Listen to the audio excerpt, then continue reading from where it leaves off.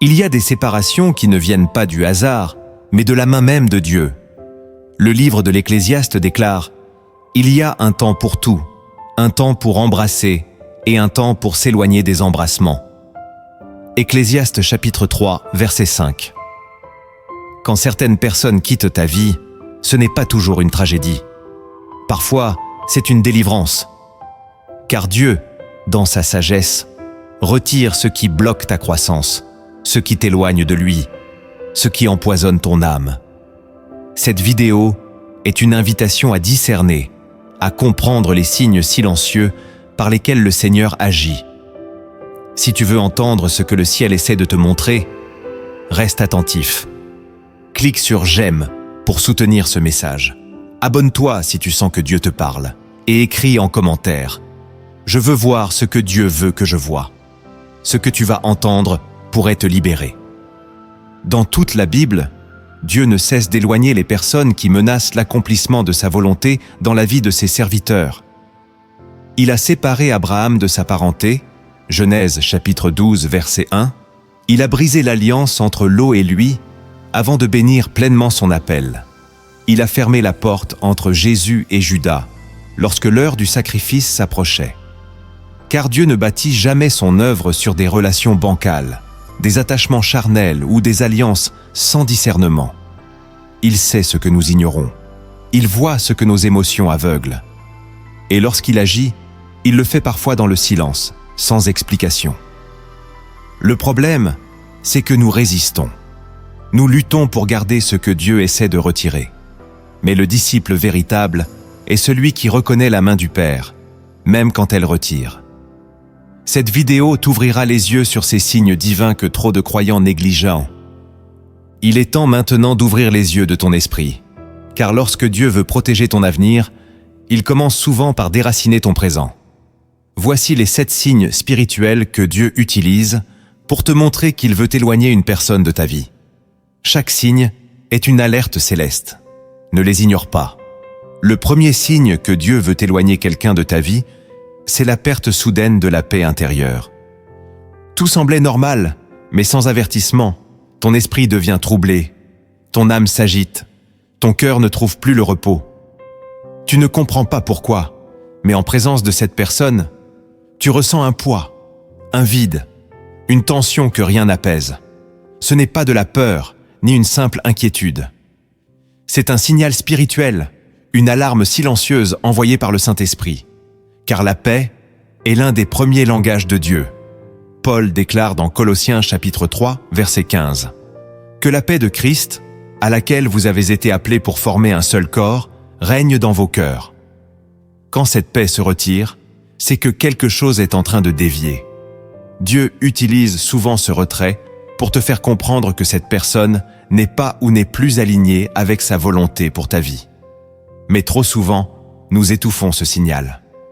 Nous mettons cela sur le compte du stress, du doute, de notre imagination. Pourtant, le Seigneur ne retire jamais sa paix sans raison. Il la retire pour attirer ton attention. Si tu fais silence dans ta prière, tu le sentiras. Cette relation te fatigue plus qu'elle ne t'élève. Elle te détourne plus qu'elle ne t'édifie. La paix de Dieu est comme un fleuve, mais cette personne en est devenue le barrage.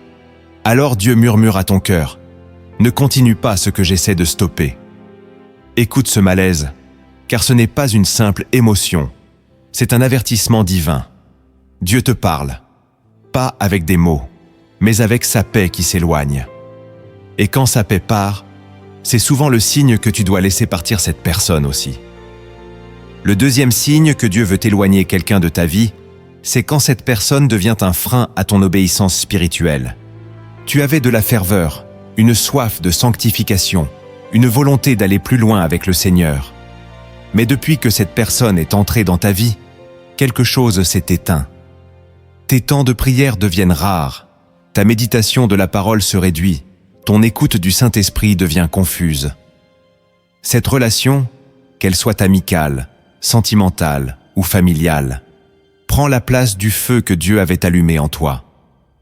Ce n'est pas que cette personne soit forcément mauvaise, mais son influence te ralentit, t'endort, t'attache à la terre, alors que Dieu veut que tu marches dans les cieux. Hébreux chapitre 12, verset 1, nous exhorte. Rejetons tout fardeau et le péché qui nous enveloppe si facilement et courons avec persévérance dans la carrière qui nous est ouverte. Certains fardeaux ont un visage, et quand ce visage t'empêche de courir, Dieu commence à t'avertir. Il te montre, par des blocages, par des tensions intérieures, que tu es en train de t'éloigner de ton appel. Tu remarques que tu commences à justifier des compromis, à minimiser la désobéissance, à préférer la compagnie de l'homme plutôt que la présence du Saint-Esprit. C'est là que le ciel intervient. Dieu est un Père jaloux. Il ne partage pas ton cœur avec ceux qui t'éloignent de lui. Et quand une personne devient un obstacle à ta fidélité, Dieu commence à créer des fissures, des incompréhensions, des conflits, des éloignements soudains. Ne résiste pas à ces signes, car Dieu n'agit jamais sans objectif. Si cette personne t'empêche de te soumettre à Dieu, alors elle n'est pas envoyée par Dieu. Parfois, ce frein est subtil. Ce sont des paroles qui sèment le doute, des regards qui minimisent ta foi, des silences qui refroidissent ton zèle. Tu sens que ton esprit recule, même si ton cœur s'attache encore. Mais Dieu ne t'appelle pas à suivre ton attachement. Il t'appelle à marcher selon l'esprit. Quand quelqu'un t'éloigne de l'obéissance, ce n'est pas l'amour, c'est un piège. Et le ciel te donne cette révélation pour que tu retrouves ta liberté spirituelle. Le troisième signe que Dieu veut éloigner quelqu'un de ta vie, c'est l'incompatibilité profonde entre votre direction spirituelle et vos valeurs fondamentales. Au début, tu pensais que les différences n'étaient que de simples nuances. Tu croyais qu'avec le temps, l'un s'adapterait à l'autre. Mais plus tu avances, plus tu sens que vos chemins ne regardent pas dans la même direction. L'un marche vers la lumière, l'autre reste attiré par les ténèbres. L'un cherche la sanctification, l'autre justifie les compromis. L'un veut plaire à Dieu, l'autre veut plaire aux hommes. Et cette divergence, bien que souvent ignorée, est une fracture dangereuse pour ta destinée. Amos chapitre 3, verset 3, pose une question tranchante. Deux hommes marchent-ils ensemble sans s'être accordés? La réponse est non. Et Dieu sait que tu ne peux pas porter sa gloire tout en t'attachant à une personne qui refuse son autorité. Cette incompatibilité n'est pas un détail. Elle est une alerte céleste. Quand ton esprit commence à souffrir à cause de ce décalage, quand tu te sens obligé de te taire pour préserver la paix, quand tu as l'impression de devoir t'excuser pour ta foi, alors tu n'es plus dans une relation d'unité, mais dans un combat spirituel silencieux. Et dans ce combat, c'est souvent ton feu qui s'éteint le premier. Dieu n'a jamais uni des destins qui se contredisent. Il n'a jamais demandé à ses enfants de lier leur marche avec ceux qui rejettent sa voix. Et même si cette personne t'apporte du réconfort, de la compagnie, de l'affection, si elle freine ton obéissance ou méprise les valeurs du royaume, alors elle devient un danger invisible pour ton âme. Dieu parle parfois à travers l'inconfort, à travers la tension intérieure, à travers ce sentiment de trahison spirituelle que tu ressens sans pouvoir l'expliquer. Il ne s'agit pas de juger, mais de discerner. Et si ton esprit te crie que vous ne pouvez plus marcher ensemble, écoute-le. Ce n'est pas un rejet, c'est une protection divine. Dieu n'éloigne jamais une personne sans raison. Il le fait pour préserver ton appel, pour protéger ton cœur et pour que tu restes aligné avec la voie étroite. Car cette voie ne se partage pas avec ceux qui refusent de porter leur croix. Le quatrième signe que Dieu veut éloigner quelqu'un de ta vie, c'est la multiplication des conflits stériles et des tensions inexpliquées. Tu ne sais pas pourquoi, mais ce qui autrefois semblait fluide devient pénible. Chaque conversation dégénère. Chaque silence est mal interprété. Tu ressens une atmosphère lourde, comme si quelque chose de spirituel résistait à cette relation. Ce ne sont plus des désaccords normaux, c'est un désordre constant. Et ce désordre n'est pas toujours charnel. Il est souvent la conséquence d'un combat spirituel en cours. Car quand Dieu commence à te séparer de quelqu'un, il permet que la paix se retire, que la patience s'épuise, que les malentendus s'accumulent. Pourquoi? Parce qu'il veut que tu vois ce que tu refuses d'accepter. Dans Proverbes chapitre 17, verset 14, il est écrit « Commencer une querelle, c'est ouvrir une digue. avant que la dispute éclate, retire-toi. Ce verset est une clé. Car quand l'Esprit de Dieu te montre que la relation devient une brèche, une ouverture pour l'amertume, la confusion ou la colère, c'est un appel à la séparation. Pas dans la haine, mais dans la sagesse. Il y a des liens qui, lorsqu'ils perdurent, t'ouvrent à des tourments spirituels que tu n'aurais jamais connus seul. Dieu ne veut pas que tu sois en guerre intérieure chaque jour, à cause d'une présence extérieure. Et quand il voit que ton âme se trouble en permanence dans cette relation, il commence à créer des décalages. Tu ressens que cette personne ne t'écoute plus. Tu remarques que même tes intentions les plus sincères sont perçues comme des attaques.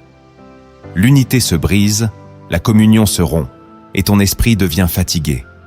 Ce n'est pas une simple crise. C'est un signe. Dieu utilise parfois le conflit non pas pour te punir, mais pour t'ouvrir les yeux. Il sait que tant que tout va bien, tu refuses de t'éloigner. Alors il secoue la barque, pas pour te faire sombrer, mais pour te faire descendre. Et si tu ignores ce signal, tu risques de lier ton avenir à une guerre que Dieu ne t'a jamais demandé de mener. L'amour véritable ne te détruit pas, et la paix de Dieu ne cohabite pas avec la confusion. Quand les conflits deviennent ta routine, demande au Saint-Esprit, « Seigneur, n'est-ce pas toi qui me sépares ?» Le 5e signe que Dieu veut éloigner quelqu'un de ta vie, c'est l'assèchement progressif de ta joie spirituelle. Il y a des personnes qui, en entrant dans ta vie, éteignent doucement ta lumière. Ce n'est pas immédiat, ni brutal. C'est lent, silencieux, presque imperceptible. Tu continues à aller à l'église, à prier, à servir. Mais ton feu s'est affaibli. Ton sourire est devenu mécanique. Tes louanges sont devenues des habitudes. Et en creusant bien, tu réalises que depuis que tu fréquentes cette personne, quelque chose en toi s'est tari. Ce n'est pas une faute évidente, ce n'est pas un péché flagrant. C'est une usure spirituelle, un poids invisible, un lien qui pompe ton énergie intérieure. Tu ressens une fatigue inexplicable, un éloignement discret de la présence de Dieu. Et si tu es honnête avec toi-même, tu sais que ce n'est pas une coïncidence, c'est un vol. Jean chapitre 10, verset 10 dit « Le voleur ne vient que pour dérober, égorger et détruire. Moi, je suis venu afin que les brebis aient la vie et qu'elle l'ait en abondance. Lorsque la vie abondante diminue, lorsque la joie devient lourde à porter, lorsque tu souris en public mais que tu pleures seul, c'est peut-être que tu es lié à une personne que Dieu ne veut plus dans ta saison. Il ne s'agit pas de juger cette personne. Il s'agit de reconnaître que certaines présences éteignent ta lumière sans même le vouloir. Et Dieu, qui est le gardien de ton feu intérieur, ne permettra pas que tu t'épuises pour garder une relation qui te vide. Il t'envoie des signaux, des ressentis, des silences pesants, des absences de paix. Il te montre que cette personne n'est pas un canal de vie, mais une source de fuite. Et si tu ignores ce dessèchement, tu perdras plus que ta joie. Tu perdras ton intimité avec Dieu. Alors, si tu te reconnais dans cette parole, écris en commentaire. Je refuse de rester lié à ce qui éteint mon feu. Car ton feu, c'est ta force. Ta joie, c'est ton huile. Et si une personne commence à te vider sans te nourrir, Dieu interviendra pour la retirer, même si ton cœur résiste encore. Le 6e signe que Dieu veut éloigner quelqu'un de ta vie, c'est lorsque cette personne te pousse constamment à douter de ce que Dieu t'a dit. Tu avais reçu une parole claire. Tu étais dans la paix. Tu avais commencé à marcher dans l'obéissance. Mais depuis que cette personne s'est rapprochée de toi, le doute s'est infiltré dans ton cœur. Cette voix que tu croyais connaître devient confuse. Ce que Dieu t'avait révélé semble soudain irréaliste, exagéré, trop grand. Et la cause n'est pas ton manque de foi, c'est l'influence de cette personne sur ton esprit. Le doute, dans la Bible, est souvent le fruit d'un dialogue mal aligné. Ève n'a pas douté d'elle-même, jusqu'à ce que le serpent parle. Et depuis ce jour, Satan n'a jamais cessé d'utiliser des bouches pour faire chanceler la parole reçue. Matthieu chapitre 13, verset 19 dit « Lorsqu'un homme écoute la parole du royaume et ne la comprend pas, le malin vient et enlève ce qui a été semé dans son cœur. Ce verset nous rappelle que ce que Dieu sème peut être volé, pas par une attaque frontale, mais par une influence. Il y a des personnes que l'ennemi utilise, parfois inconsciemment, pour voler la semence divine en toi. Il te pose des questions qui affaiblissent ta vision. Ils te regardent avec scepticisme. Ils prononcent des phrases subtiles. Tu es sûr que c'est Dieu? Tu ne crois pas que tu exagères? Et si tu t'étais trompé? Ces mots n'ont pas l'air toxiques, mais leur fruit est amer. Ils te font reculer là où tu devais avancer. Et Dieu, dans sa fidélité, ne restera pas silencieux. Il te montrera que cette personne n'est pas un soutien pour ta foi, mais une brèche pour ton doute. Il créera une distance. Il provoquera un malaise. Il sèmera un inconfort pour que tu comprennes, cette voix affaiblit ma voix. Car Dieu ne permet pas qu'une voix humaine domine celle du Saint-Esprit en toi. Si tu veux aller loin avec Dieu, tu devras parfois t'éloigner de ceux qui ne croient pas en ce que Dieu t'a dit. La foi est fragile quand elle est entourée de scepticisme. Et Dieu, par amour pour ta mission, éloignera tout ce qui la corrompt, même si tu n'en vois pas encore le danger. Le 7e signe que Dieu veut éloigner quelqu'un de ta vie, c'est quand cette relation devient une prison émotionnelle qui t'éloigne de ta liberté en Christ. Tu n'es plus toi-même. Tu choisis tes mots par peur de blesser. Tu caches tes pensées pour ne pas créer de tension. Tu te retiens de grandir, de bouger, de suivre certains élans que Dieu dépose dans ton cœur, parce que tu redoutes la réaction de cette personne. Tu es devenu captif dans une relation qui a pris le contrôle de tes émotions. Ce n'est plus de l'amour, c'est un emprisonnement déguisé. Et Dieu, qui t'a appelé à la liberté, ne peut tolérer longtemps cette captivité invisible. Galates chapitre 5, verset 1 déclare « C'est pour la liberté que Christ nous a affranchis. Demeurez donc fermes et ne vous laissez pas mettre de nouveau sous le joug de la servitude. » Ce joug parfois a un prénom. Et ce prénom est devenu une autorité silencieuse dans ta vie, un filtre à travers lequel tu évalues chaque décision, chaque mouvement, chaque inspiration spirituelle. Le Saint-Esprit t'appelle, mais tu consultes d'abord les émotions de cette personne. Tu sens que tu t'éteins lentement, non par manque d'amour, mais par excès de contrôle. Et Dieu, qui t'a créé libre, ne peut te bénir dans une prison. Alors, il commence à secouer les fondations. Il te parle par des silences, des rêves, des paroles d'autrui. Il suscite des circonstances qui t'amènent à réfléchir. Suis-je encore conduit par Dieu ou manipulé par cette personne? Car toute relation qui exige ton obéissance au détriment de ta soumission à Christ est une idole. Et Dieu détruit les idoles, non par cruauté, mais par amour jaloux. Il ne veut pas que tu te perdes en voulant retenir quelqu'un qui t'a déjà volé ta paix, ta voix, ton élan. Il veut que tu respires à nouveau. Il veut que tu retrouves ton feu, ta vérité, ta force. Et si tu sens que cette personne est devenue un mur entre toi et ta destinée, sache-le. Dieu est prêt à briser ce mur, même si cela brise ton cœur, car il préfère ton cœur blessé que ton esprit enchaîné. Et cette douleur temporaire sera la porte vers une délivrance durable. Ce que tu viens d'entendre ne sont que des signes extérieurs. Mais derrière ces signes se cachent des lois spirituelles profondes, souvent ignorées. Et pourtant, elles gouvernent la manière dont Dieu agit dans nos relations. Ouvre ton cœur maintenant. Voici les vérités cachées que le ciel veut que tu comprennes. La première vérité que tu dois comprendre, c'est que Dieu n'appelle pas tout le monde à t'accompagner jusqu'à ta promesse. Tu as été choisi pour une mission, un appel, un niveau de consécration qui ne sera pas compris par tous. Dans Genèse chapitre 22, Abraham s'apprête à monter sur la montagne pour offrir Isaac. Mais avant de gravir les hauteurs, il laisse ses serviteurs en bas en leur disant « Restez ici avec l'âne.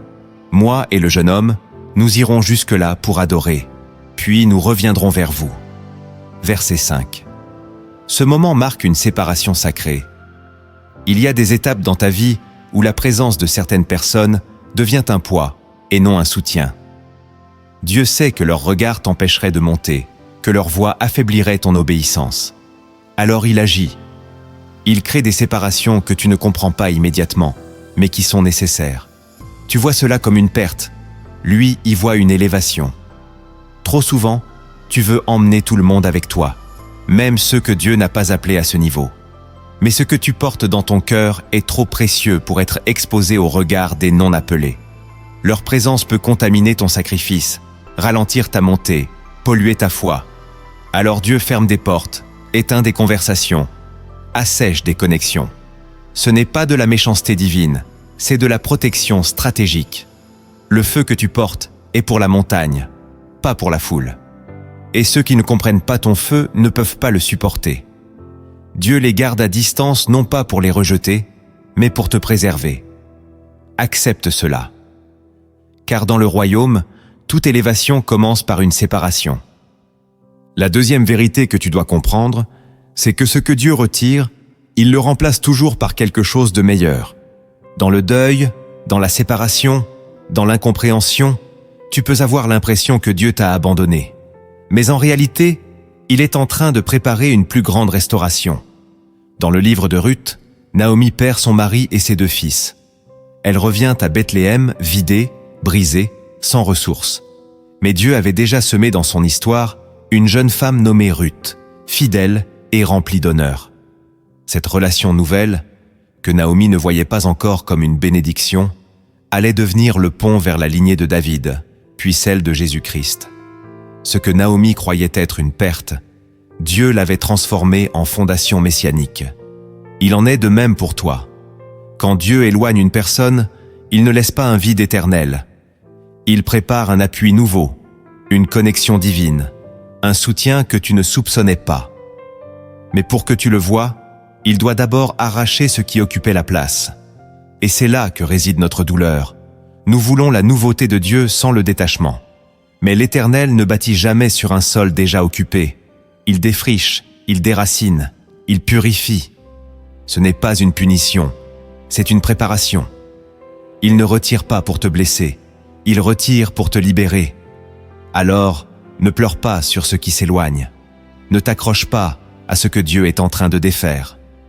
Ouvre plutôt ton cœur à ce qu'il veut déposer de nouveau en toi. Car il est le Dieu de la compensation. Il rendra au centuple ce que tu lui as laissé, si tu acceptes de lui faire confiance dans le vide. Il est fidèle. Ce que tu crois perdu, il l'utilise pour bâtir l'inattendu. La troisième vérité que tu dois comprendre, c'est que Dieu permet parfois l'éloignement pour préserver ton identité spirituelle. Tu as été façonné à son image, transformé par sa parole, affermi par son feu. Mais certaines relations viennent te brouiller cette identité. Elles introduisent des doutes, des influences, des compromis. Tu ne t'en rends pas compte au début, mais peu à peu, tu changes. Tu ris de ce que tu condamnais autrefois. Tu tolères ce qui autrefois brisait ton cœur. Tu laisses passer des attitudes, des paroles, des choix, simplement parce que tu veux préserver une relation humaine. Mais pendant ce temps, ton esprit s'éloigne de qui tu es vraiment en Christ. Et Dieu, qui est le gardien de ton âme, ne te laisse pas te perdre ainsi. Il t'aime trop pour te voir dilué dans une atmosphère qui te déforme. Alors, il agit. Il commence à assécher la connexion, à bloquer les chemins, à rendre les échanges pesants. Tu crois que c'est une épreuve passagère, mais c'est une intervention divine. Car il voit ce que cette relation fait à ton identité. Elle t'étouffe, te tire vers une version de toi qui n'est pas née dans la prière. Elle altère ta voix, tes décisions, ton autorité spirituelle. Et Dieu ne veut pas que tu perdes ton reflet céleste à cause d'un lien terrestre. Il a investi trop de grâce en toi pour te laisser te dissoudre dans l'opinion des autres. Il veut que tu restes centré, enraciné, stable. Alors, même si ton cœur saigne, il coupe, il arrache, il sépare. Pas pour t'humilier, mais pour te restaurer. Et quand la séparation est douloureuse, souviens-toi que Dieu corrige ceux qu'il aime. Il brise parfois pour reconstruire. Il retire parfois pour révéler. Et cette solitude que tu ressens n'est pas un abandon. C'est une invitation à retrouver ta véritable stature spirituelle. Ne crains pas ce vide. C'est dans le vide que Dieu reforme l'identité. La quatrième vérité que tu dois comprendre, c'est que certaines connexions sont des saisons, pas des alliances éternelles. Il y a des personnes que Dieu place sur ta route pour une étape, pas pour la destination. Elles ont une fonction temporaire. T'encourager, te soutenir, te corriger, te défier. Mais une fois leur mission accomplie, Dieu les retire. Le problème, c'est que nous transformons les rencontres de passage en pacte de permanence. Et lorsque la saison se termine, nous refusons de lâcher prise. Pourtant, dans Actes chapitre 15, Paul et Barnabas, unis dans le service, finissent par se séparer. Pas à cause du péché, mais parce que leurs routes doivent diverger. Chacun porte désormais un appel spécifique, une mission distincte. Leur séparation n'est pas une défaite, mais une transition. Ainsi fonctionne le royaume. Dieu connecte et déconnecte selon les besoins de sa volonté. Ce que tu vis n'est pas forcément une trahison, c'est peut-être une fin de cycle. Et si tu persistes à retenir ce que Dieu veut clore, tu risques de tourner en rond, prisonnier d'une relation qui a déjà perdu sa grâce. Il y a des signes qui ne trompent pas. La fluidité disparaît, les malentendus deviennent fréquents, la prière commune s'éteint. Et ton esprit ressent que quelque chose est devenu artificiel. Ce ne sont pas toujours des conflits ouverts. Parfois, c'est juste le souffle de Dieu qui se retire. Et c'est là qu'il faut être sensible. Car si tu gardes un lien que le ciel a rompu, tu invites la stagnation dans ta marche. Dieu est un Dieu de mouvement. Il ferme les portes, non pas pour punir, mais pour déplacer. Il te déconnecte afin de te reconnecter à ce qui te fera grandir. Alors ne maudis pas les départs. Ne force pas les réconciliations qui ne portent plus de fruits. Honore la saison, bénis la personne, puis avance. Car si tu restes là où Dieu n'est plus, tu t'épuiseras pour rien. La gloire se déplace, et toi aussi tu dois suivre la nuée. La cinquième vérité que tu dois comprendre, c'est que la confusion prolongée dans une relation est souvent un signe que Dieu a déjà parlé. Tu pries pour avoir la paix. Tu demandes des confirmations. Tu veux des signes clairs. Et pourtant, depuis des mois, ton esprit reste troublé. Rien ne s'éclaire. Tu avances, puis tu recules. Tu te sens perdu. Ce que tu vis n'est pas un simple doute, c'est une agitation profonde, une incohérence qui ne part pas. Et tu crois que Dieu est silencieux, mais en réalité, il a déjà parlé. Il a parlé dans la paix qu'il a retirée. Il a parlé dans les avertissements reçus. Il a parlé dans les rêves, les conseils, les tensions. Mais tu n'as pas voulu écouter. Alors il t'a laissé dans ce silence. Et ce silence devient pesant, non pas parce que Dieu t'ignore, mais parce qu'il attend ton obéissance.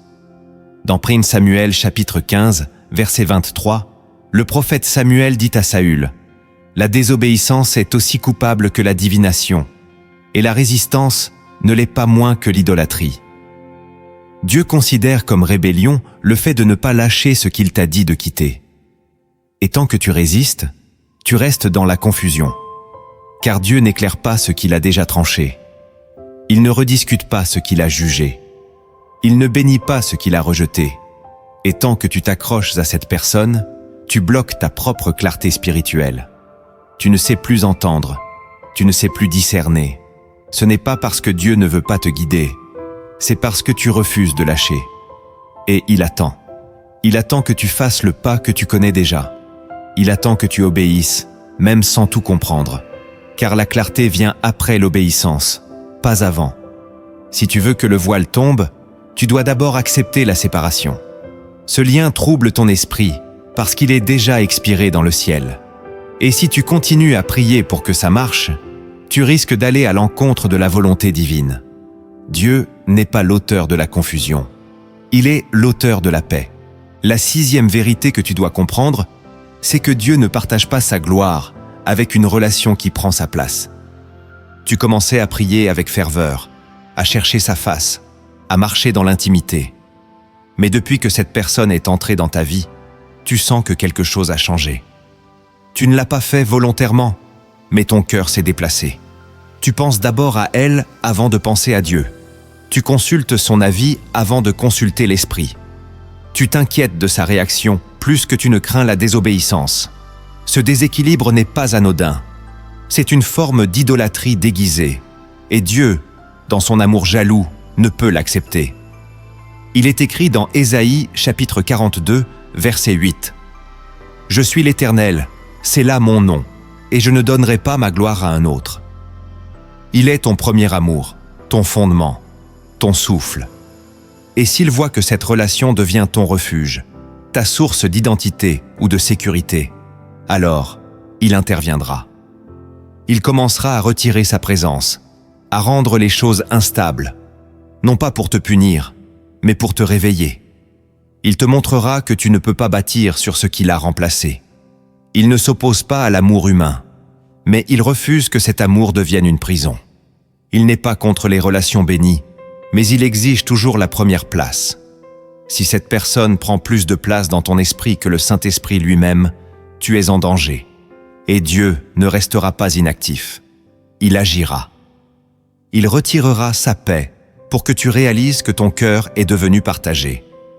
Il laissera certaines tensions apparaître, certaines frustrations grandir, pour t'amener à l'autodiagnostic spirituel. Il veut te restaurer, pas te frustrer. Mais il sait que tu ne peux pas l'aimer de tout ton cœur si ce cœur est déjà habité. Alors il arrache pour reprendre ce qui lui appartient. Il déracine pour guérir. Et si tu acceptes cette séparation, tu retrouveras la présence que tu avais perdue. Car Dieu veut te restaurer, non te briser. La 7e vérité que tu dois comprendre, c'est que certaines personnes sont des agents d'interférence spirituelle. Ils ne sont pas forcément conscients de ce qu'ils font. Ce ne sont pas des sorciers, ni des ennemis évidents. Ce sont parfois des amis, des proches, des compagnons bien intentionnés. Mais spirituellement, ils te détournent de ta sensibilité à Dieu.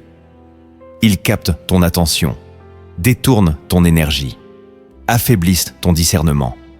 Et au fil du temps, tu remarques que ta vie spirituelle décline sans explication apparente. Tu te sens dispersé, agité, incapable de percevoir clairement la voix de Dieu. Tu crois être fatigué, mais en réalité, tu es interféré. La communion avec Dieu demande une atmosphère pure, stable, alignée. Et cette personne introduit un brouillard invisible dans ton atmosphère. Elle parle, elle agit, elle vit. Mais tout ce qu'elle dégage entre en conflit avec ce que Dieu te dit dans le secret. Et au lieu de progresser, tu stagnes. Au lieu de grandir, tu te répètes. C'est comme si ton esprit entrait dans un labyrinthe, incapable de sortir. Ce phénomène est biblique. Dans Actes chapitre 16, verset 16, une jeune fille possédée suit Paul et crie des vérités, mais dans un esprit de confusion. Paul finit par se retourner et chasser l'esprit. Ce n'est pas parce qu'elle disait de mauvaises choses, mais parce que la source était impure. Il en est de même pour certaines relations. Ce n'est pas le contenu qui est en cause, c'est le canal. Et si tu continues à ouvrir ton cœur à une fréquence perturbée, tu finiras par perdre la clarté. Dieu, dans sa grâce, commencera alors à te montrer. Il t'enverra des avertissements, des songes, des silences prolongés. Il fera apparaître les fruits de cette relation. Agitation, doute, fatigue intérieure. Ne méprise pas ces signes. Ce sont des signaux d'alerte. L'esprit te dit « Débranche-toi de ce qui trouble ton signal ». Car tu ne peux pas écouter Dieu clairement si quelqu'un interfère sans cesse avec la ligne divine. L'intimité se cultive dans le silence, la paix et la stabilité spirituelle. Et ce que Dieu veut pour toi, c'est un environnement pur, pas compromis. La 8e vérité que tu dois comprendre, c'est que l'attachement émotionnel n'est jamais une preuve de volonté divine. Tu ressens quelque chose de fort. Tu es lié à cette personne. Il y a eu des moments partagés, des souvenirs, peut-être même des rêves en commun. Et dans ton cœur, tu t'es attaché. Cet attachement te semble légitime, profond, presque sacré.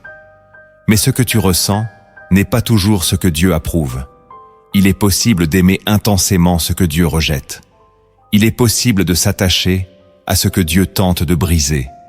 Et ce genre d'attachement est dangereux, Car plus il est fort, plus tu deviens sourd à la voix du ciel. Proverbe chapitre 14, verset 12, dit « Telle voix paraît droite à un homme, mais son issue, c'est la voie de la mort. » Ce verset ne parle pas d'un mauvais chemin, mais d'un chemin séduisant, logique, affectif, mais destructeur. Dieu ne te juge pas pour aimer. Il t'alerte pour que tu ne confondes pas l'émotion et la direction. L'attachement n'est pas la paix. L'émotion n'est pas le témoignage du Saint-Esprit. Et si tu refuses de lâcher prise simplement parce que ton cœur est lié, tu risques de désobéir en silence. Dieu te dit aujourd'hui, ce n'est pas parce que tu aimes que c'est moi qui ai uni. L'attachement peut être la conséquence d'un besoin, d'une blessure, d'une illusion. Et Dieu, pour te libérer, va provoquer des secousses. Il te montrera que ce lien, aussi fort soit-il, n'a pas été formé sous son autorité. Il veut que tu sois libre, pas enchaîné à une émotion. Il veut que tu marches par foi, pas par sentiment. Et si tu obéis, même dans les larmes, il guérira ton cœur et t'apprendra à aimer selon son plan. Car ce qu'il unit, nul ne peut le séparer. Mais ce que tu as uni sans lui, il le séparera pour ton bien. La 9e vérité que tu dois comprendre, c'est que Dieu protège parfois ton futur en te brisant aujourd'hui. Tu ne comprends pas pourquoi ça fait si mal. Cette séparation, ce rejet, cette trahison t'ont laissé à terre. Tu avais confiance, tu avais espéré, tu pensais que cette relation allait durer. Et pourtant, tout s'est effondré. Et tu te demandes, pourquoi Seigneur? Pourquoi tant de douleur si tu m'aimes? La réponse est simple, mais profonde. Parce que Dieu regarde plus loin que toi. Il voit ton avenir. Il sait ce que tu deviendras. Il connaît les pièges invisibles, les retards spirituels, les blessures à venir. Et parfois, pour éviter le désastre futur, il permet la douleur présente. Dans Jean chapitre 13, verset 7, Jésus dit à Pierre, « Ce que je fais, tu ne le comprends pas maintenant, mais tu le comprendras bientôt. » Ce verset est une clé. Ce que tu vis est incompréhensible aujourd'hui, mais nécessaire pour demain. Dieu te coupe, il te taille, il te sépare, pour mieux t'équiper. Et si tu acceptes la souffrance avec foi, tu découvriras plus tard que cette rupture t'a sauvé. Ce que tu appelles perte est en fait un acte de miséricorde. Ce que tu vis comme un abandon est une opération céleste. Dieu arrache aujourd'hui ce qui aurait détruit ton ministère demain. Il ferme une porte, non par cruauté, mais pour te sanctifier. Il sait que tu n'aurais jamais eu la force de partir. Alors il permet que l'autre parte. Et même si tu cries, même si tu pleures, il reste silencieux. Non parce qu'il ne t'écoute pas, mais parce qu'il agit déjà. Ce silence est son opération. Cette solitude est son scalpel. Il taille pour guérir. Il t'isole pour te reconstruire. Et plus tard, tu verras. Tu verras que cette douleur était un passage, pas une fin. La 10e vérité que tu dois comprendre, c'est que Dieu ne retirera jamais quelqu'un de ta vie sans t'attirer plus près de lui. Tu vois la séparation, mais lui voit la communion à venir. Tu ressens la perte, mais lui prépare l'intimité. Ce que tu crois être un éloignement est en réalité une invitation. Dieu utilise les retraits humains pour te rapprocher de sa présence. Car lorsque tu n'as plus personne à qui parler, tu commences à écouter sa voix. Lorsque l'appui humain tombe, tu découvres l'appui divin. Dans Osée chapitre 2, verset 14, Dieu dit « C'est pourquoi voici, je veux l'attirer et la conduire au désert, et je parlerai à son cœur. » Le désert n'est pas une punition. C'est un lieu de rencontre. Un lieu où Dieu te parle directement, sans interférence, sans distraction. Et parfois, il utilise la séparation pour t'y emmener. Il te dépouille pour te remplir. Il te vide pour te sanctifier. Ce que tu perds te prépare à ce que tu dois recevoir. Et ce que tu vis n'est pas un rejet, mais une redirection vers ton Père céleste. Ne te lamente pas sur celui qui est parti. Réjouis-toi de celui qui est resté. Car dans le silence des hommes, tu entendras la voix du ciel. Dans le vide des bras humains, tu sentiras la chaleur des bras divins. Et cette saison que tu traverses t'apprendra que rien ni personne ne peut combler ce que seul Dieu peut remplir. Il est ton refuge. Il est ton fondement. Il est ton rocher éternel. Et si tu le cherches dans cette douleur, il se révélera à toi comme jamais auparavant. Ce que tu as reçu jusqu'ici t'a éclairé, mais la lumière sans application reste stérile. Maintenant, il est temps d'agir, de répondre à l'appel que Dieu a semé dans ton cœur. Voici les actes concrets que tu dois poser pour retrouver la paix, discerner les voies et marcher librement dans la volonté parfaite du Père. Le premier acte que tu dois poser pour entrer dans la volonté de Dieu, c'est d'accepter le détachement comme un acte d'obéissance. Tu ne peux pas marcher avec Dieu si tu restes attaché à ce qu'il t'a demandé de quitter. Ce n'est pas une émotion, c'est une décision. L'obéissance commence là où ton confort s'arrête. Et pour beaucoup, la raison pour laquelle la croissance spirituelle s'éteint, c'est parce qu'ils refusent de lâcher ce que Dieu veut déraciner. Tu as peut-être justifié cette relation par l'amour, la loyauté ou même la peur de blesser. Mais Dieu n'est pas en train de négocier avec tes émotions. Il te parle au nom de ton appel. Dans Genèse chapitre 12, verset 1, Dieu dit à Abraham : « Va-t'en de ton pays, de ta patrie et de la maison de ton père, dans le pays que je te montrerai. » Il ne commence pas par la bénédiction, il commence par la séparation. Car ce que Dieu veut te donner est de l'autre côté de ton obéissance. Tant que tu restes lié à ce qu'il t'a demandé de quitter, tu bloques sa direction. Tu peux prier, jeûner, pleurer, mais si tu n'obéis pas, tu restes dans la stagnation. Accepter le détachement, ce n'est pas fuir les gens, c'est fuir la désobéissance. C'est dire à Dieu : « Je te choisis, même si mon cœur résiste. » Et cette décision te libérera. Tu n'as pas besoin d'avoir tout compris. Tu n'as pas besoin de ressentir la force. Tu as seulement besoin de dire : « Seigneur, je te fais confiance. » Quand tu fais ce premier pas, le ciel commence à se déployer. La paix revient, l'esprit parle à nouveau, la clarté revient, et tu réalises que tu n'as jamais rien perdu en obéissant à Dieu. Tu t'es seulement allégé. L'attachement humain ne peut pas rivaliser avec l'appel divin. Alors aujourd'hui, ose poser l'acte radical. Détache-toi. Pas dans la haine, pas dans le mépris, mais dans la foi. Car Dieu ne t'a jamais demandé de tout comprendre avant d'obéir. Il t'a simplement dit : « Suis-moi. » Le deuxième acte que tu dois poser pour marcher dans la restauration, c'est de sanctifier ton atmosphère relationnelle. Ce que tu laisses entrer dans ton espace influence directement ton esprit. Tu ne peux pas invoquer la présence de Dieu tout en gardant des voix humaines qui le contredisent. Trop de chrétiens veulent la gloire de Dieu dans un environnement pollué. Ils prient pour la paix, mais entretiennent la discorde. Ils cherchent la sagesse, mais écoutent la confusion. L'Esprit de Dieu est saint. Il ne cohabite pas avec le désordre. Dans 2 Corinthiens chapitre 6, verset 14, il est écrit : « Quel rapport y a-t-il entre la lumière et les ténèbres ?» Ce verset ne concerne pas seulement les alliances sentimentales, mais toutes les connexions qui affectent ton esprit. Si tu veux que Dieu demeure dans ta vie, tu dois apprendre à protéger ton atmosphère. Cela signifie faire le tri. Qui nourrit ton feu ? Qui l'éteint ? Qui te pousse vers la prière ? Qui t'en détourne ? Qui te parle selon l'esprit ? Qui parle selon la chair ? Ce tri n'est pas un manque d'amour, c'est un acte de sanctification. Tu n'es pas appelé à haïr, mais tu es appelé à discerner.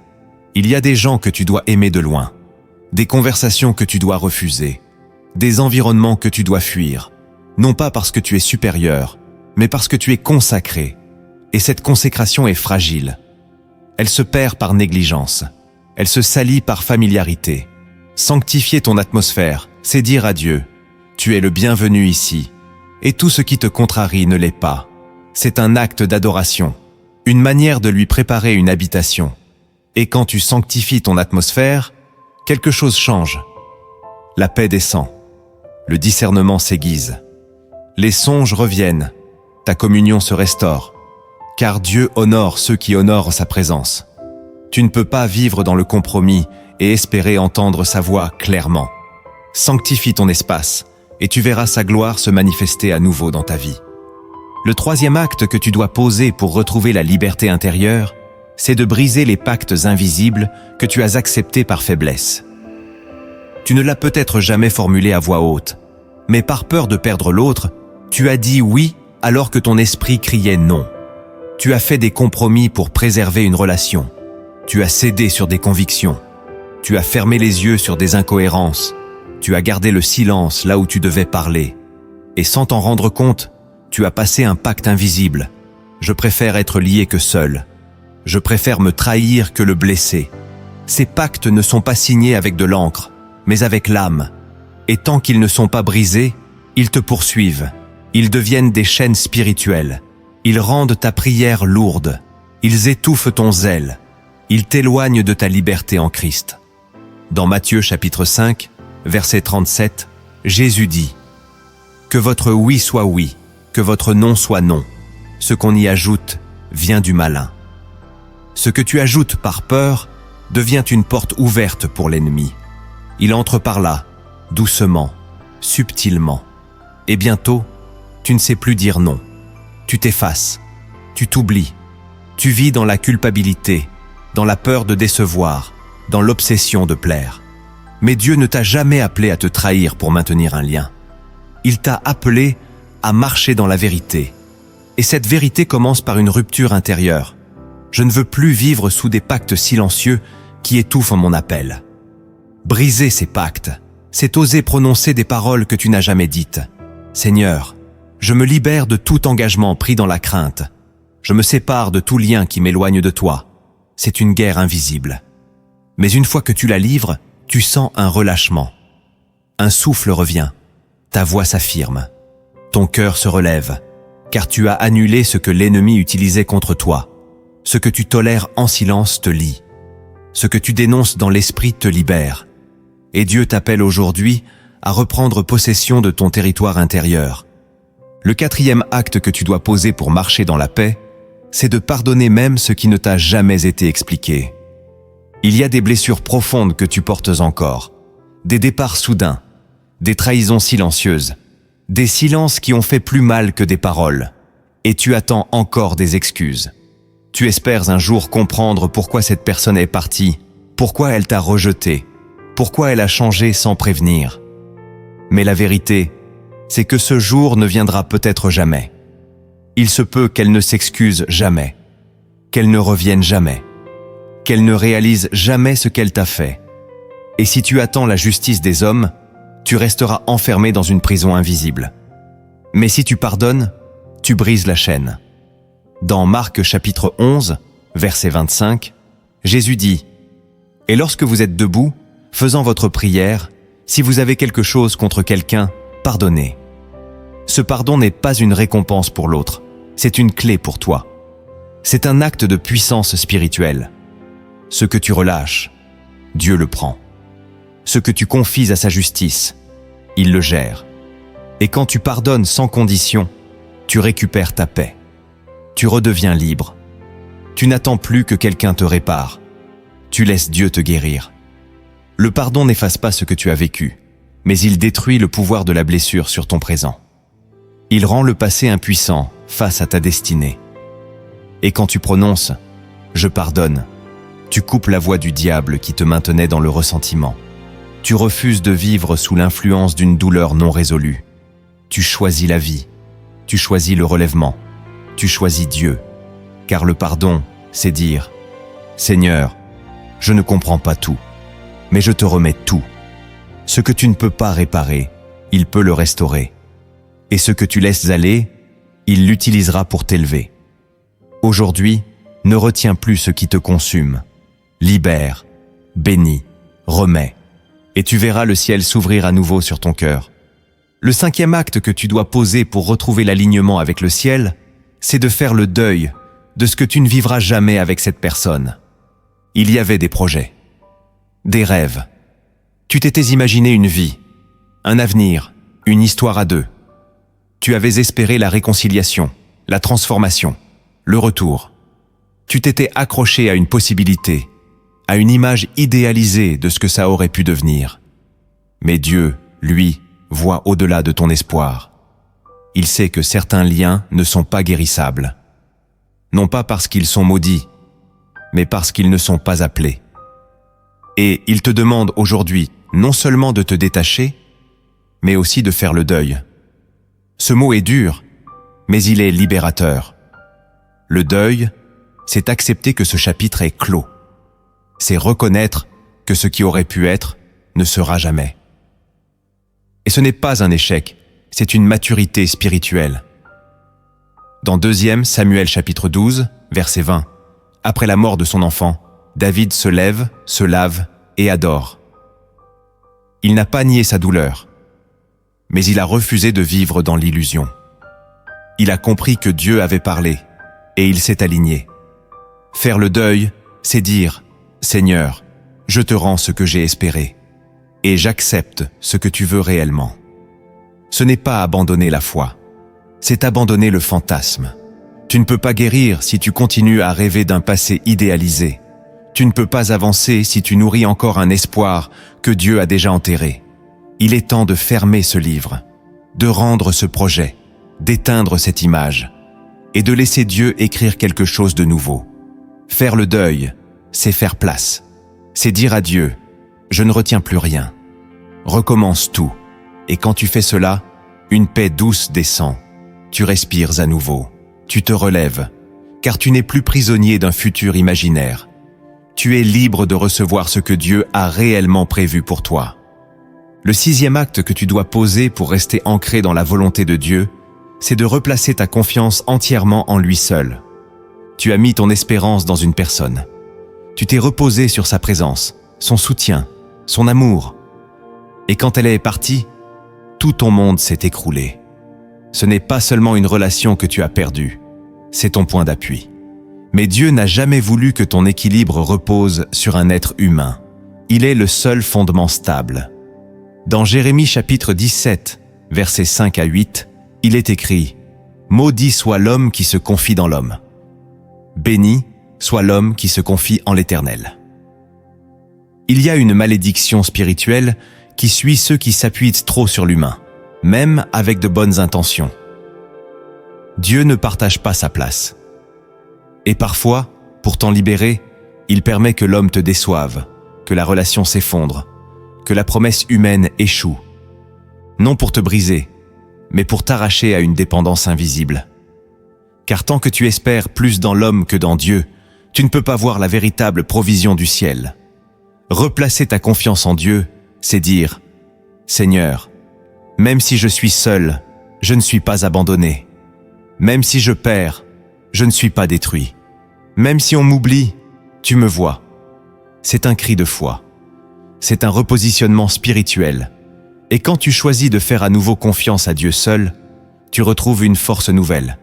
Tu réalises que tu n'as jamais été seul, que son plan n'a jamais été interrompu, que sa main n'a jamais cessé de te porter. Tu retrouves une stabilité que personne ne peut ôter, une paix que personne ne peut troubler. Ce n'est pas de l'indifférence, c'est une maturité. Tu n'es plus dépendant des émotions, tu es porté par la foi. Et à partir de là, Dieu peut reconstruire. Il peut guérir, restaurer, établir. Car ta fondation n'est plus mouvante, elle est ancrée en lui. Si tu veux marcher loin, place ta confiance dans celui qui ne change jamais. Le 7e acte que tu dois poser pour entrer pleinement dans ta saison nouvelle, c'est de bénir la personne que Dieu a éloignée. Ce dernier acte est le plus difficile, car il demande non seulement la guérison, mais aussi l'amour. Pas un amour sentimental, mais un amour spirituel, un amour du royaume. Celui qui dit « Je ne t'en veux plus, et je te bénis dans ma prière ». Cette bénédiction n'est pas une approbation. Ce n'est pas valider ce que la personne t'a fait. C'est simplement déclarer « Je ne suis plus prisonnier de cette histoire ». Dans Matthieu chapitre 5, verset 44, Jésus dit « Aimez vos ennemis, bénissez ceux qui vous maudissent, faites du bien à ceux qui vous haïssent et priez pour ceux qui vous maltraitent. » Ce n'est pas une option, c'est un ordre spirituel. Et ce commandement est une arme. Lorsque tu bénis, tu brises l'amertume. Lorsque tu bénis, tu désarmes l'ennemi. Lorsque tu bénis, tu fais un acte prophétique. Tu ne me définis plus, tu ne me bloques plus, je suis libre. Cette bénédiction est une semence. Ce que tu déclares dans le secret sera honoré dans l'invisible. Tu envoies un message au ciel. Je veux la justice de Dieu, pas la vengeance humaine. Et c'est là que Dieu agit. Il commence à restaurer ton cœur. Il élargit ton territoire. Il t'élève parce que tu n'as pas cherché à rabaisser. Tu as choisi l'honneur là où tu aurais pu choisir la haine. Tu as semé la paix là où tu avais reçu la douleur. Et cette posture déclenche une faveur divine que rien ne peut imiter. Car dans le royaume, bénir ses ennemis, c'est marcher à l'image du Christ. C'est dire « Je suis passé par la croix et je ressors libre ». Alors aujourd'hui, dans ta prière, bénis. Bénis sincèrement. Prie pour que cette personne rencontre Dieu. Prie pour qu'elle soit restaurée. Et tu verras que ton propre cœur sera guéri en profondeur. Car on ne sort jamais d'une saison douloureuse par la haine, mais toujours par la bénédiction. Pour sceller cette parole, écoute attentivement cette parabole inspirée. Derrière cette histoire simple se cache un mystère du royaume. Si ton cœur est ouvert, tu entendras la voix du Saint-Esprit t'y parler directement, dans le silence entre les lignes. La parabole du jardinier et de l'arbre tordu. Il était une fois un jardinier dans un village de lumière. Chaque matin, il marchait lentement entre ses plantations, parlant à ses plantes, bénissant ses fruits et arrachant les herbes mortes. Un jour, il planta un jeune arbre au centre de son jardin. Il l'avait trouvé à la lisière d'un champ abandonné, tordu, fragile, mais encore vivant. Il se disait « Je vais le sauver ». Il lui donna de l'eau, de l'engrais, de la bonne terre. Il l'entoura d'amour. Et jour après jour, l'arbre prit racine. Mais bien que ses feuilles s'étendent, son tronc restait tordu. Il refusait de se redresser. Le jardinier tenta de le redresser doucement, avec des cordes de bambou. Il pria, il attendit, il espérait. Mais l'arbre, bien qu'aimé, ne changeait pas. Et plus il grandissait, plus il déformait l'harmonie du jardin. Les autres arbres commençaient à se pencher à leur tour. Le sol s'asséchait autour de lui. Le jardinier comprit alors que ce qu'il avait ramené par compassion devenait maintenant une menace silencieuse. Il pleura, car il l'aimait. Il avait mis de l'espoir dans cet arbre. Mais l'amour ne suffit pas à guérir ceux qui refusent d'être guéris. Alors, un matin, il se leva, prit sa hache et dit à l'arbre « Je t'ai aimé, mais tu refuses de croître droit. Je t'ai nourri, mais tu refuses de porter du fruit sain. Je dois maintenant protéger ce que Dieu m'a confié. » Et il coupa. Le jardin sembla triste pendant quelques jours. Un vide au centre. Un silence étrange. Mais peu à peu, la lumière revint. L'air était plus pur. Les autres arbres se redressèrent. Et à l'endroit du trou, une fleur nouvelle poussa. Pure, droite, belle. Alors le jardinier comprit. Dieu ne me demandait pas de garder tout ce que j'aimais. Il me demandait de protéger ce qui porte du fruit. Il leva les yeux vers le ciel et dit « Seigneur, merci d'avoir enlevé ce que je n'osais pas lâcher. » Et dans son cœur, il sentit une paix qu'aucun arbre tordu ne lui avait jamais donnée. Cette parabole t'enseigne une vérité puissante. Ce n'est pas parce que tu aimes quelque chose que Dieu veut que tu le gardes. Parfois, ce que tu nourris par compassion finit par étouffer ce que Dieu veut faire naître en toi. Il arrive que tu t'attaches à une relation que Dieu t'avait seulement demandé de secourir, pas de bâtir. Et si tu refuses de lâcher ce qui ne porte pas de fruits, tu finiras par compromettre toute ta destinée. Dieu t'appelle à faire ce que le jardinier a fait, pleurer si nécessaire, mais obéir quand il te demande de couper. Ce que tu perds dans l'obéissance, Dieu le remplacera par la paix. Ce que tu abandonnes pour lui, il le transformera en croissance. L'amour véritable, ce n'est pas de tout garder, c'est de tout soumettre, même ce qui fait mal. Tu sais maintenant que Dieu n'éloigne jamais quelqu'un de ta vie sans raison. Ce n'est jamais un abandon, c'est une délivrance. Ce n'est jamais une punition, c'est une purification. Le Seigneur t'aime trop pour te laisser lier à ce qui affaiblit ton feu, trouble ta paix ou détourne ton appel. Il te sépare pour t'élever. Il te vide pour te remplir. Il t'arrache certaines présences humaines pour que tu reviennes à sa présence divine. Si tu as discerné ces signes dans ta vie, n'attends plus. L'obéissance commence maintenant. La restauration commence au moment où tu acceptes que sa volonté est meilleure que tes sentiments. Ne vis plus dans le regret. Ne cherche plus à recoller ce que le ciel a détaché. Ce que Dieu t'a montré aujourd'hui est une clé de libération. Ne la laisse pas tomber. Alors, si cette parole a touché ton cœur, abonne-toi à cette chaîne Lumière en Christ, clique sur j'aime pour que l'algorithme ne bloque pas ce message et partage cette vidéo à quelqu'un qui souffre en silence d'un lien que Dieu tente de briser depuis longtemps. Tu peux aussi écrire en commentaire « Je choisis l'obéissance », même si ça fait mal. Que cette déclaration scelle ton engagement dans le ciel. Maintenant, fais silence. Oublie les visages, éteins les voix. Cette prière est pour toi, pour ton cœur fatigué, pour ton esprit qui cherche la paix. Reçois-la comme un baume. Laisse Dieu parler là où les hommes t'ont blessé. Prépare-toi. Ce que tu vas entendre peut commencer ta délivrance. Seigneur, je viens devant toi maintenant, pour cette personne qui écoute, cette âme qui a tout donné, qui a aimé profondément, sincèrement, et qui pourtant aujourd'hui ne comprend pas pourquoi elle souffre autant de ce lien que tu as décidé de briser. Elle n'a pas cherché le mal. Elle a cru en cette relation. Elle s'est investie, elle s'est donnée, elle a espéré. Mais ce qu'elle vit maintenant, c'est le vide, la confusion, l'angoisse de devoir lâcher une personne qu'elle voulait garder.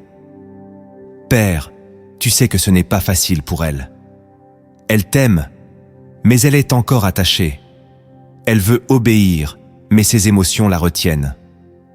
Alors je t'en prie, dans ton amour infini, envoie maintenant ton Saint-Esprit descendre doucement sur elle, qu'il pénètre son cœur, qu'il entre dans cette chambre, dans cette voiture, dans cet endroit secret où elle pleure en silence. Seigneur, tu es le Dieu qui voit. Tu es le Dieu qui ne méprise pas les larmes secrètes.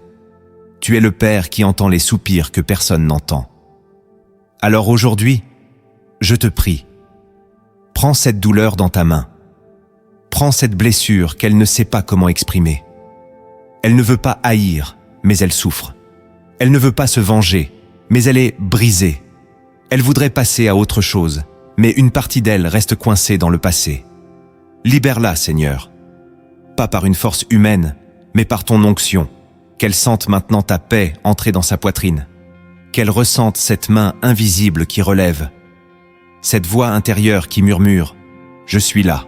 Je ne t'ai jamais abandonné. Je t'ai toujours aimé, même quand je t'ai arraché cette personne. Donne-lui la foi de croire que ce que tu retires aujourd'hui, c'est pour son bien éternel. Brise les chaînes qu'elle n'ose pas voir. Coupe les liens invisibles. Renverse les forteresses de dépendance affective, les souvenirs qui tournent en boucle, les paroles qui l'emprisonnent encore. Seigneur, je te prie de parler directement à son âme. Qu'elle comprenne que ce que tu détruis, ce n'est pas elle, mais ce qui la ralentit. Qu'elle réalise que ta main n'est pas cruelle, elle est chirurgicale.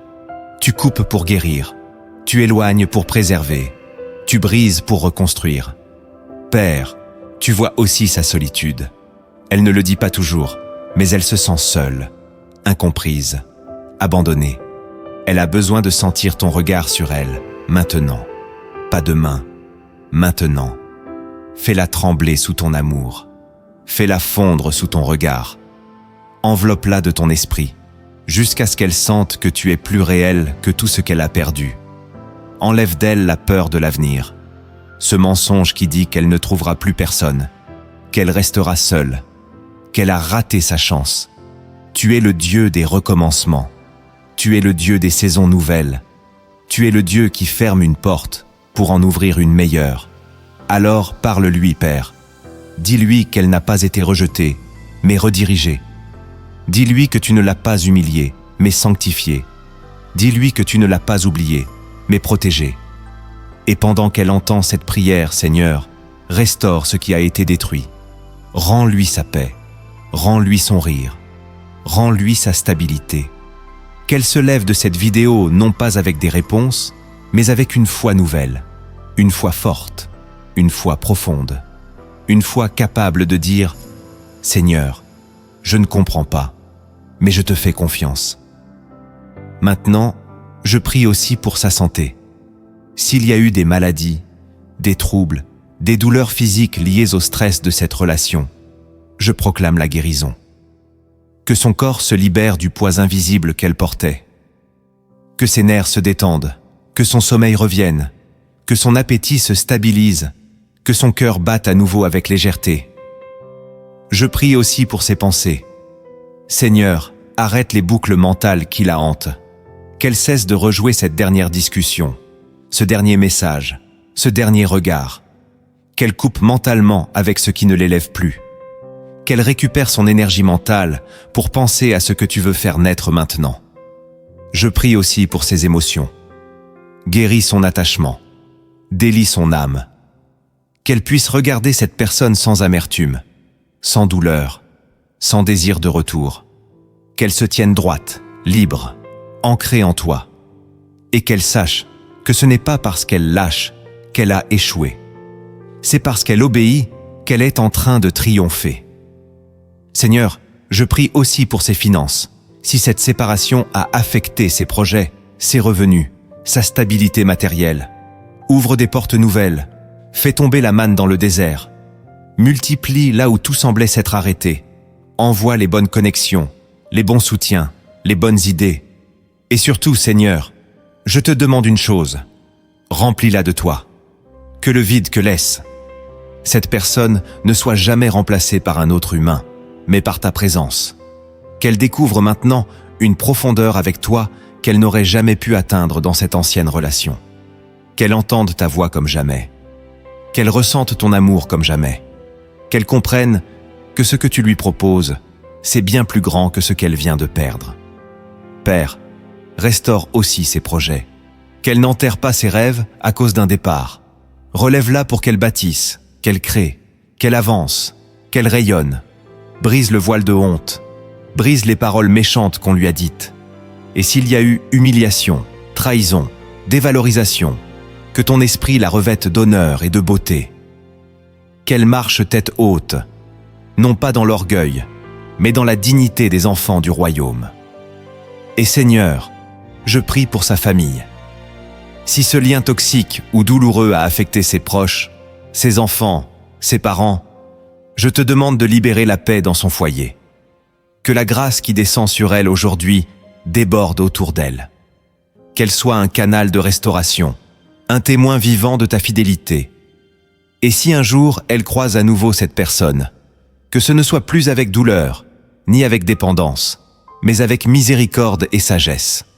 Car ce qui est guéri ne saigne plus. Ce qui est sanctifié ne se soumet plus aux mensonges. Seigneur, garde-la, fortifie-la. Et surtout, parle-lui encore, même après cette vidéo.